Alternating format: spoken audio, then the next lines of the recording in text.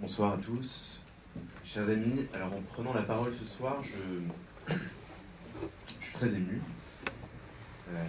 Très ému après cette journée de commémoration, et puis très ému aussi parce que je renouvelle un engagement qui a été pris en 2006 par mes prédécesseurs, au cours d'un voyage de la mémoire au Rwanda, au cours duquel l'UEJF avait pris l'engagement de prendre part chaque année aux commémorations du génocide Tutsi en France. Mes 5 prédécesseurs depuis 2006 ont pris cet engagement, ont contribué à leur mesure avec IBUCA, avec SOS Racisme, avec le collectif VAN, à ce qu'il y ait en France un lieu de mémoire.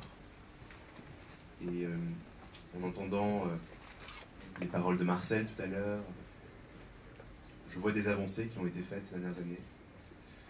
Je vois un chemin qui s'ouvre.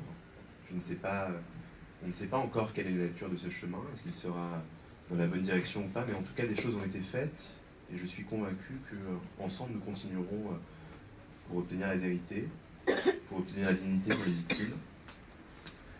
Et puis en rentrant dans cette salle tout à l'heure, je regardais ces bougies, je regardais ces photos sur les murs, en entendant les musiques arméniennes, tutsi. Je me dis que plus je passe du temps avec vous, plus je ne sais plus si je suis juif ou tutsi, ou arménien, ou si vous êtes vous-même tutsi, juif ou arménien, tant je vois que nous partageons des valeurs communes, un souci de la transmission, un souci de se rappeler des victimes, de leur redonner de la dignité, et puis de porter des combats aussi pour l'avenir.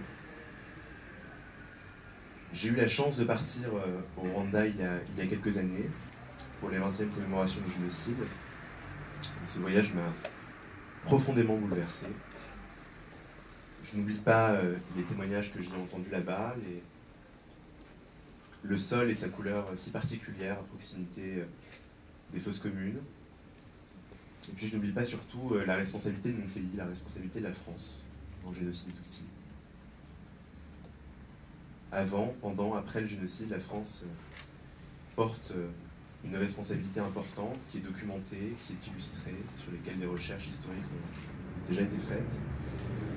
Et il y a quelques jours, dans une tribune, nous appelions un président de la République pour qu'il ait le courage de la vérité.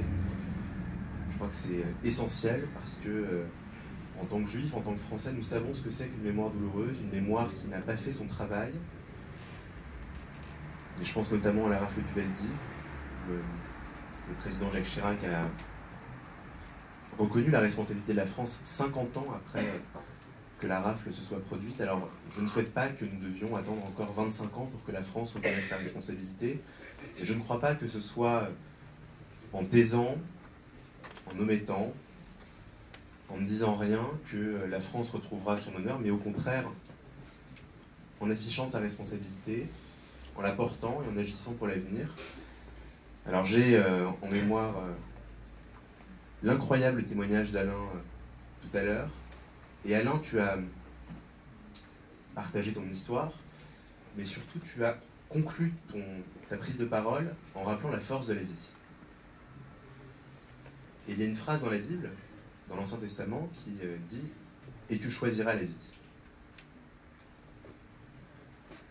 Et c'est vraiment ce que je retrouve ici dans l'esprit de cette commémoration, celui de se tourner vers l'avenir en n'oubliant pas le génocide et en ayant toujours en tête que le choix que vous avez fait, votre engagement, le fait d'être présent ce soir, de prendre le temps de commémorer, de raviver peut-être des douleurs difficiles, n'est pas celui de se souvenir de la mort et de la mort qui a habité le Rwanda, mais au contraire d'avoir le souci de l'avenir, le souci de la transmission.